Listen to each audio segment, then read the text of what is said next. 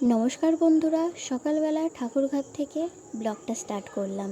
সকাল সকাল উঠে আগে পুজোটা দিয়ে ফেলেছি। দেখুন গাছের ফুল দিয়ে দিয়েছি, কত সুন্দর তরতাজা ফুল আজ সকাল সকাল সব কাজ কমপ্লিট হয়ে গেছে জানেন বন্ধুরা।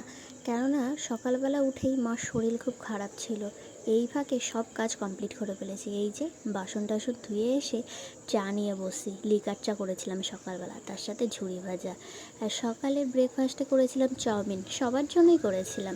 এই খেয়ে একেবারে ডাইরেক্ট চলে এসেছি দেখুন লাঞ্চে। সাদা ভাত, ঢ্যাঁড়স ভাজা, পটল ভাজা, আমড়া দিয়ে টক ডাল আর আমড়ার চাটনি।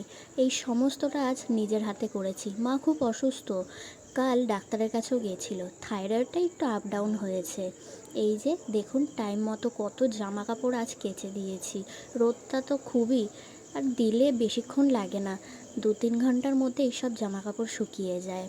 এই যে ছাদটা ঘুরে দেখছি, আর হালকা হাওয়া দিচ্ছে, কিন্তু বৃষ্টিটা আর হচ্ছে না। বৃষ্টিটা হলে একটু স্বস্তি। সন্ধেবেলা এই যে বাবার জন্য প্রোটিনেক্সটা করে দিচ্ছি। আর আমার আর মার খুব ইচ্ছে হলো একটু দুধ চা খাবো রাত্রেবেলা। একটু দুধ ছিল, সেই দুধ দিয়েই দেখুন চা করে ফেলেছি।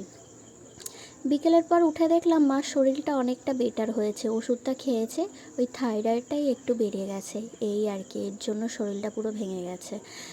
আর এই চা খেতে খেতে আমার এই ছোট্ট ব্লগটি শেষ করলাম।